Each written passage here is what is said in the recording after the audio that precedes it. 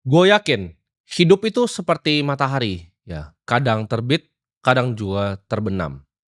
Kadang ada pagi, kadang ada malam. Dan gue adalah orang yang selalu bersiap untuk datangnya malam. Gue selalu tahu, hidup itu nggak akan selalu pagi dan nggak akan selalu siang. Nanti akan ada sore dan akan ada malam. Hidup itu nggak gampang, dan setiap perjalanan yang gue jalanin, itu justru adalah rangkaian dari ujian. Ujian-ujian hidup. Hidup itu bukan datang ke taman berbunga, tapi hidup adalah peperangan. Peperangan yang lu harus waspada untuk lihat setiap hari. Hidup yang lu impikan, ya, hidup yang tanpa masalah di taman berbunga, itu gua kasih tahu itu bukanlah kehidupan yang real. Semua orang yang sudah sukses, ya, atau yang kalian lihat hebat, yang kalian kira gampang, itu sudah melewati ujian yang sangat sulit. Kalian perlu bisa melewati kesakitan untuk menjadi hebat. Akan sangat menyakitkan ya, jalan untuk menjadi kaya. Lu akan diremehkan sama semua teman lu akan diremehkan sama semua keluarga lu, mulai sukses sedikit aja dicemoohnya malah tambah banyak. Kalau ibarat lu nggak siap untuk jatuh, ya jangan naik sepeda. Lu kalau nggak siap untuk ke medan perang, nggak siap untuk ditebas pakai pedang atau kena tusuk sama tombak, ya jangan berperang. Banyak yang suka tanya gue, ya kan, kalau di interview atau di teman-teman gue sehari-hari, mereka suka tanya, "Kalau gue bisa ulang lagi hidup gue, apa sih yang mau gue ubah?" Jawabannya tidak ada. Karena tidak ada yang pengen gue ubah. Semua yang gue lalui, semua kesakitan yang gue lalui itu bawa gue sampai di titik sekarang. Gue ngeliat banyak sekali orang itu komplain tentang kondisi hidupnya. Ah, hidup gue yang paling sulit, ya gue dilahirkan di keluarga yang miskin. Bahkan banyak komentar-komentar yang melayang ke gue. Oh, dia mah hidupnya sudah ditata rapih oleh orang tuanya. Kebalik, ya. Orang tua gue yang hidupnya gue tata rapih. Lu bermimpi untuk jadi sukses, ya kan, jadi orang hebat, jadi orang yang dipandang, jadi orang kaya, tapi lu jualan barang ditolak 30 kali aja lu udah nyerah. Menjadi kaya itu lu jangan salah, itu kompetisi yang paling sulit di dunia. Kalau gue suruh lu di sini, ya, lu lari lawan Usain Bolt. Lu kebanyakan nggak mau lari lawan juara dunia lari. Tapi kenapa lu mau jadi kaya? Menjadi kaya itu lebih sulit dibanding lu jadi Usain Bolt. Karena semua orang di jalanan, lu lihat kanan kiri lu, semua tetangga lu, bapak, emak lu juga mau jadi orang kaya. Lu butuh api yang ada di dalam hati lu, bahwa lu sungguh-sungguh ingin mau kaya. Karena ini bukan akan jadi perjalanan yang gampang. Lu kira lu bisa jadi kaya dengan hidup yang nyaman, ya lu balik tidur ke alam mimpi aja, itu nggak akan pernah terjadi. Gue coba tanya, ya, kapan lu ingat bahwa hidup lu itu benar-benar berubah? Coba lu inget-inget, itu pasti kejadian yang nggak enak di hidup lu. Orang itu ditempa justru ketika hidupnya ada kejadian yang tidak menyenangkan. Ada hal yang menyakitkan di hidupnya. Orang hebat itu nggak lahir dari kondisi yang gampang dan mudah. Trauma, ya gue sebut di sini adalah sebenarnya cheat code, ya, cara curang untuk justru lu punya semangat ini. Cara curang untuk lu jadi orang yang sukses.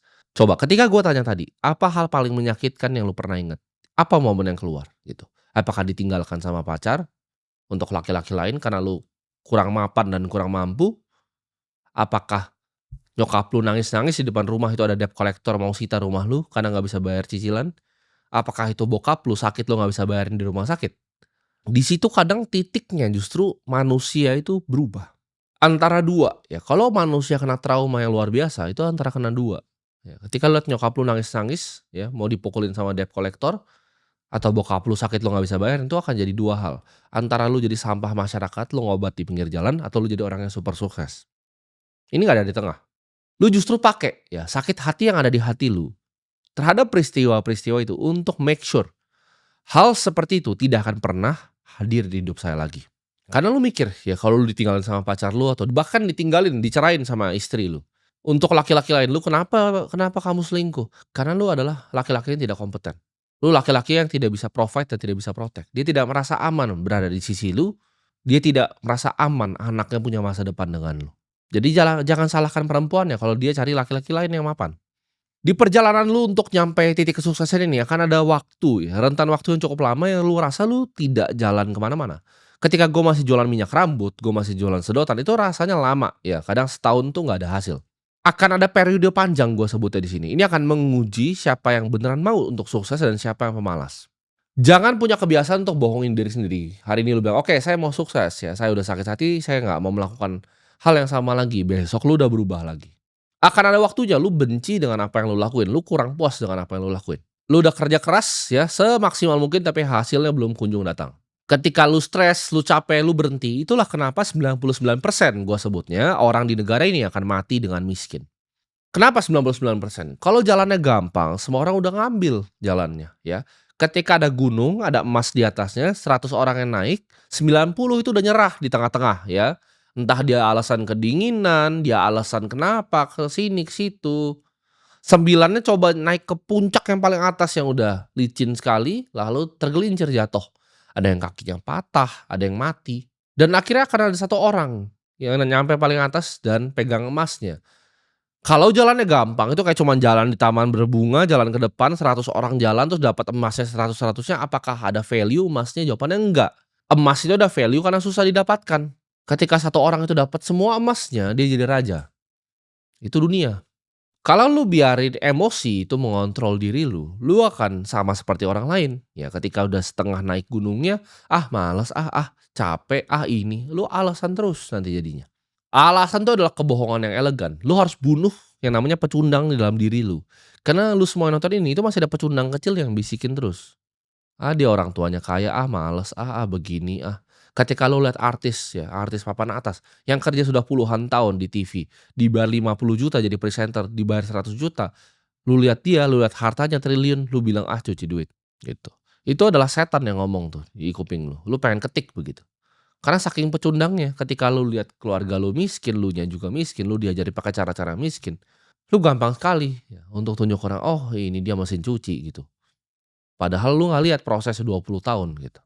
Pelajari orang yang hidupnya lu mau contoh, lu mau naik gunung, ya lu pelajari orang yang bisa naik gunung. Masa lu mau naik gunung lu belajar sama orang yang nggak pernah naik gunung? Hidup gua itu berubah paling banyak ketika gua stop dengerin ya, orang yang hidupnya misalnya dia nih, gua nggak mau jadi dia, ketika ada bacot keluar dari mulutnya, gua stop untuk dengerin. Tiba-tiba ya, mungkin selama 4, 5 tahun terakhir dunia itu jadi sunyi untuk gua. Gua nggak peduli mau orang suka sama gua atau enggak. Orang WhatsApp gua sekali ya, gua akan lihat itu berdasarkan apa yang pengen gua bales. Lu WhatsApp gua sekali nggak gua bales, 2 kali gua archive, 3 kali gua blokir. Gua nggak peduli lu siapa. Karena gua di sini gua nggak butuh orang hidupnya. Gua hanya pengen asosiasiin diri gua dengan orang yang punya visi yang sama. Kalau visi lu nggak jelas, tidak ada tujuan yang sama yang mau kita achieve di hidup ini, ya gua nggak akan dengerin omongan lu. Dunia gua sekarang udah sepi. Gue cuma dengerin mungkin nggak nyampe 200 orang total semua di internet gitu kan. Dan mungkin di kehidupan nyata nggak lebih dari 11 orang yang gue pengen dengerin opininya. Gue nggak peduli.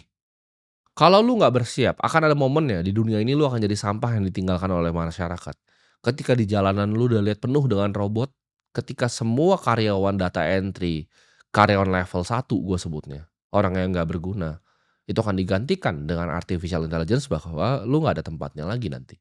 Jangan cuman semangat di awal dan nggak selesai lombanya. Ingat, hidup ini bukan cuman sprint, tapi ini adalah maraton yang panjang sekali. Ini naik gunung yang besar sekali dan tinggi sekali. Kesuksesan tuh benci sama orang yang namanya munafik, ya. Gimana lu ada artis lu katain mesin cuci, tapi lu dalam hati lu berharap dapat uang untuk makan hari ini. Uang akan benci sama lu, ya. Orang-orang munafik seperti lu yang membenci uang tuh nggak akan datang dia ke lu. Ketika lu benci uang, uang akan ludahin balik muka lu, ya. Ketika lu jadi pembenci orang kaya, "Oh dia ini begini karena begini." Lu akan diludahin balik sama uang. Lu harus kejar yang namanya keahlian di dunia ini bukan cuman sekedar pamer, ya. Investasi di ilmu bukan investasi untuk pamer.